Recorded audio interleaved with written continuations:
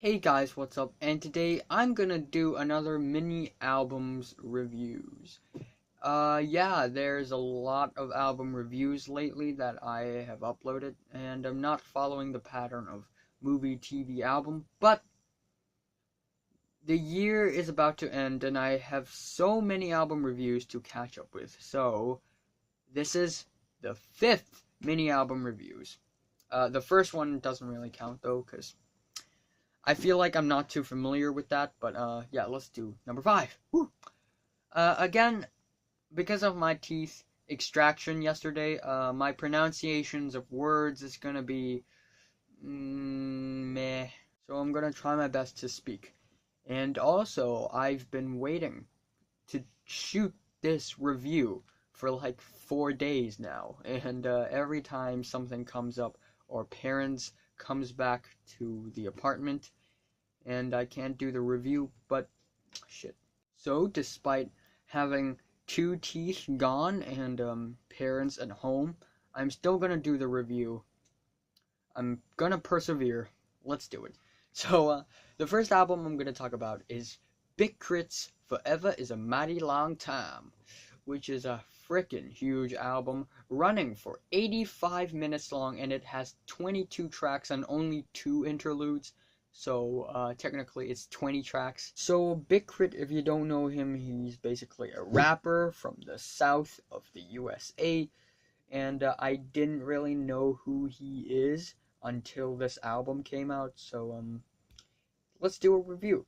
The album starts off with Big K.R.I.T, which is a really emotional sermon, kinda.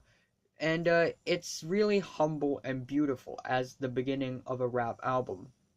It's basically this very angelic background vocals and him kind of talking and rapping half on top of that, vocals. And then it moves on to Confetti, which is a more catchy and devilish and lavish song. And it's more choppy, I guess, in a good way. I actually kind of like Subbenstein. It's this very heavy, bassy, and angry song. It's basically the 4th installment of his My Sub series. And yeah, it's really wacky. It's really crazy. My Sub came alive! And I also kind of like Ride With Me. Not with, just with. Ride With Me, which is basically another really lavish and exotic rap song. It's a really grand song, and the synthesizers are deep. And the song 1999 has this R&B vibe to it that makes it very, I guess, satisfying to the ears. But although it's not one of the best songs of the album, it's still kind of good. And the song Getaway is an inspiring rap anthem that has this deep message to it. And the song Layup is also one of the more redundant songs on the album. Not that it's bad, not that it's terrible, but it's just a little bit redundant. And it could be shorter, but the quality is still okay. And the song Big Bang, oh my gosh, how did I forget about that? It's this really quick and snappy song with this looped vocals in the background, and it gets really elated and blissful, and it's also quite catchy. I actually really enjoy the song Get Up to Get Down. Trying to get up to come down, got to play a shit by the pound, to go with the Lex and the crown, make it where them hoes come around, which features CeeLo Green. It's catchy, it's moody, and it feels really city-like. And then we move on to Disc 2. Disc 1 is full of crazy bangers, catchy moments, really lavish, and Disc 2 is more personal, it's more intimate, soulful, and it's a little bit more slow, which is the reason why Disc 2 is more of a slow burner. First, it starts off with Justin Scott, which is basically Big K.R.I.T's real name, and it is this epic soul jazz infusion instrumental. Oh my god! With these grand pianos and swirling synthesizers, embellishment, and a lot of saxophones and a little bit of percussions. it's a mix of a lot of instruments, and it gets really beautiful and gorgeous. And on Mixed Messages, which is a really smart song because he questions himself constantly in the song. And he also sings a lot on this song, and the singing is not that appealing, but I guess the song is still acceptable. The song "Keep the Devil Off" is this really funky gospel soul song with a really fun chorus, "Keep the Devil Off." And I also like the title of the song because it's "Keep the Devil Off," and all the words here are the first letter of each word is capitalized except for the word devil, and that's kind of cool. And I also really like Miss Georgia Fornia, which is a really country rap fusion. And I really like the guest singing on this thing. It's really powerful and soulful, and it's also incredibly catchy for some reason. And all them country folk, and they'll settle for that every shit they throw aside you on the daily. You told them you were brought up underneath my umbrella. I was the one that taught you. Together means we'll be forever. And the song Drinking Sessions is more emotional and personal, and The Light is more tense and jazzy, and I guess The Light and Drinking Sessions is the more underwhelming songs of the album. And the song Bury Me in Gold and Price of Fame is also really, I guess, deep and intimate, and I also really like the memorable lyrics on those things. And Bury Me in Gold is a pretty memorable ending for the album. It's really honest and, again, soulful and passionate. And I forgot to say that Aux Chord is also a pretty gorgeous song. If there's a complaints about this album, it would be Everlasting and Higher Calling, which is more slow, and it tries to be moody, but it's just a bit underwhelming. Not that it's terrible or anything, but Everlasting is just, yeah. So overall, this album is freaking huge. It's insane. It's really ambitious. Big K.R.I.T really shoots for success on this album. And this album is actually really good because it's really honest to itself. It's sincere. It's really thoughtful and soulful and passionate. And this album really hits you in the heart, and it makes you question your own human decency. And that's what makes this album so, I guess, truthful. So the worst song is Everlasting, and the best one, it's so hard to choose, but it's either Confetti, Big Bank, Get Up to Come Down, or it's Miss Georgia Fornia. So I'm gonna give Big K.R.I.T's Forever Is a Mighty Long Time an 8 to a 9 out of 10. In contrast, I'm also going to talk about the new Lil Uzi Vert album, Luv Is Rage 2. Lil Uzi Vert, you know him, another auto-tune, trap-infused Versace beat, overused, glitchy electronic mumble rapper with weird hairstyle, which is really trendy in the rap culture nowadays. And this album, I'm gonna be more brief about it because I really don't have much to say about this album other than it's fucking terrible. I mean, it's not super duper terrible, but yes, it's terrible. So, Lil Uzi Vert's Luv Is Rage 2, it's full of glitzy and melodic trap beats. Yes, the sounds are cleaner and the quality is higher than his last album, but this album is still really nothing. It's going nowhere, and there's not a lot of good things about this album that's that impressive. My favorite song on this album, I guess, would be the album ending, EXO Tour Life, and the life is like LLIF3, and it's, in my opinion, that's the best song on the album. It has the best hook. It's relatively the catchiest on the album, and I kind of like the catchy and but cold and stale vocals on this thing. All my friends are dead, push me to the edge. And other than that, this album, gosh. The album opener is 2, which is so obnoxious, and it's just like they throw in all these weird vocals and sounds, and there's this girl in the background that goes, Uzi, Uzi, and that's really obnoxious and irritating.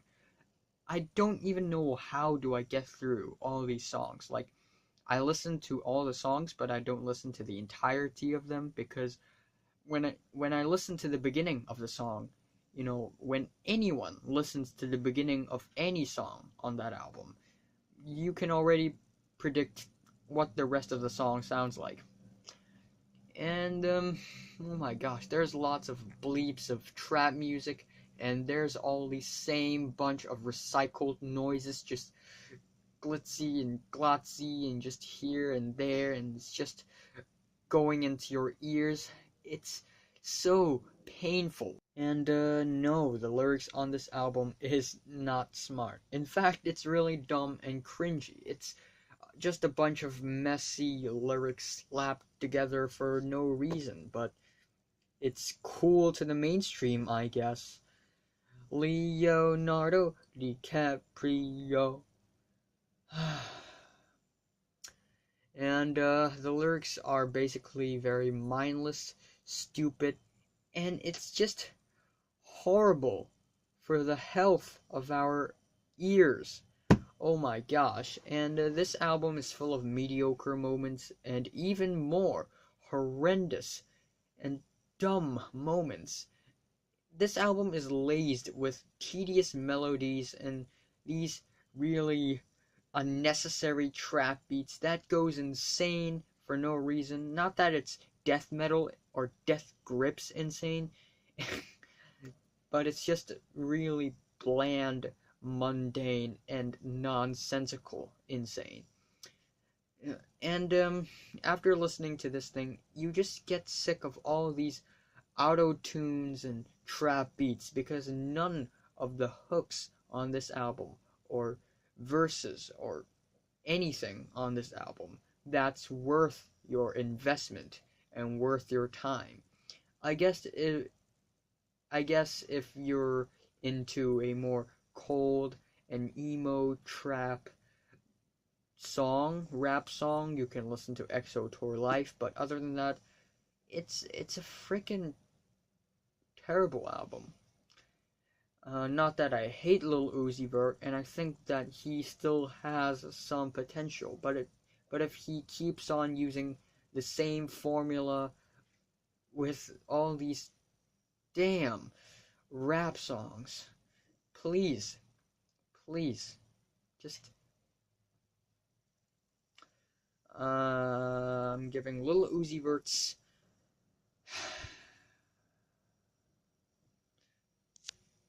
So, the worst song is 2, and the best song is EXO Tour Life.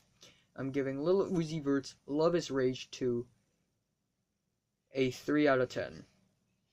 Next up, I'm going to be talking about the debut album of IDOLS, Brutalism, or I would prefer it, Brutalism. So if you don't know IDOLS, it is a rock, post-punk rock band formed in Bristol, UK, England, and it's that's basically it. We don't know much about IDOLS.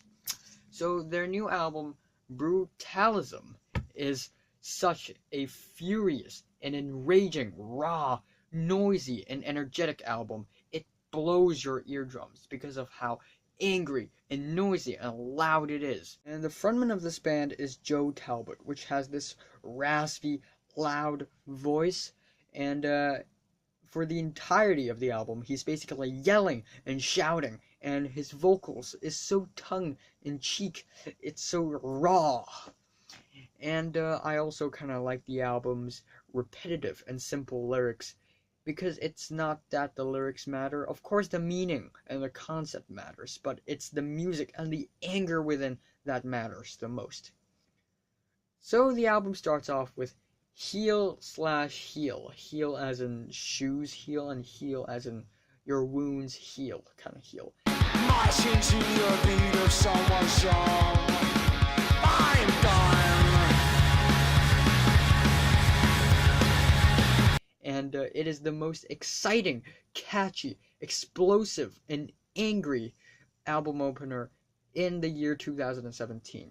It starts off with these background like sounds, like these people crying and yelling, and then the drums kicks in really energetically, and the guitars comes in, and the vocals comes in, and it's all a fusion of anger. Well Done is a more goofy, choppy, and repetitive song, and the concept behind the song also irritates me as well, which is a good thing.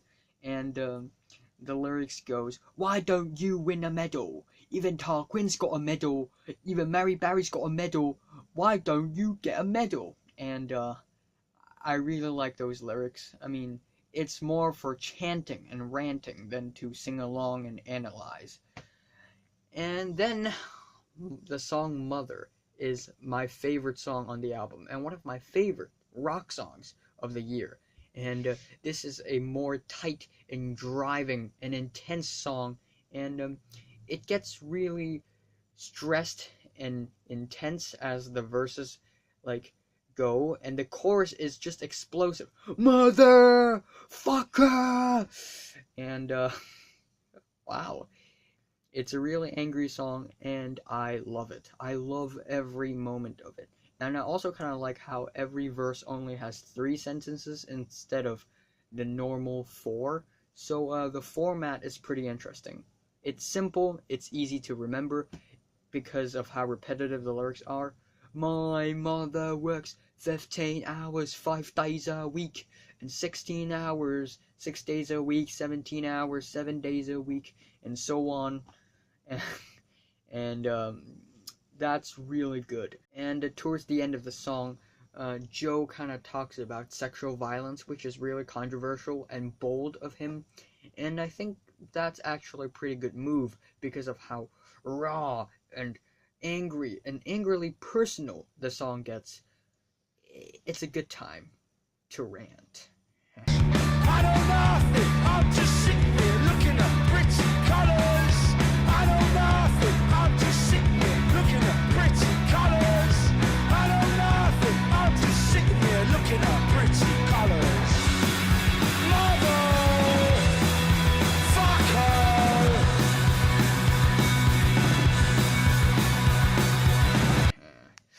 Motherfucker. And then we have Date Night, and the song Date Night and Rachel Koo is also very catchy.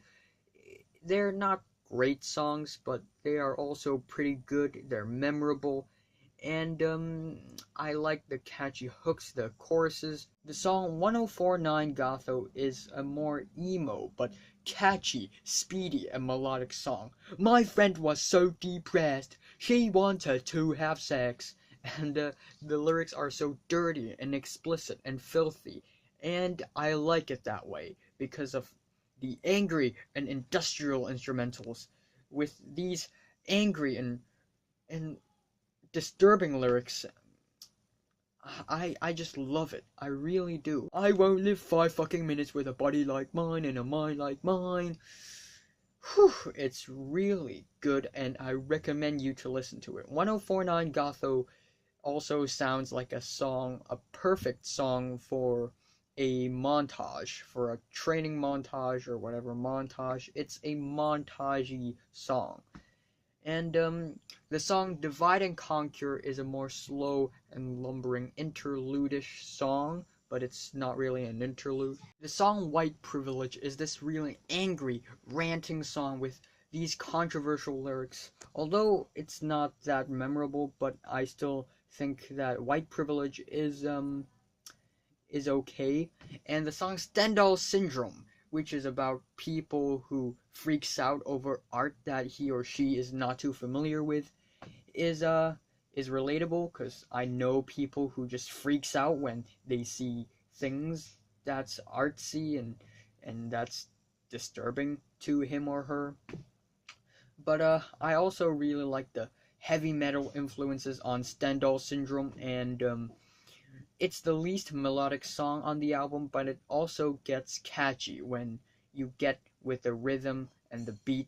If I have a complaint for this album, which I actually have, is the album ending. It's just a really dreary, low-key, sad ending, which is really awkward as well. For after all these crazy and angry bangers, we suddenly get this slow and lackluster piano song at the end. Slow Savage is the title, by the way, and it feels really out of place. I'd rather Idols make a more apocalyptic and powerful banger at the end so that the album could be completely banging and harsh and heavy. And but no, they put this really slow Savage in the end, and it's kind of awkward. But overall, it's a freaking great album. Joe's vocals are nasty, gross, and overblown, and it makes the album really angry, which I love a lot. And I also like how raw and explosive and tight the performance is. The drums are insane too. The drums are loud, clear, and banging.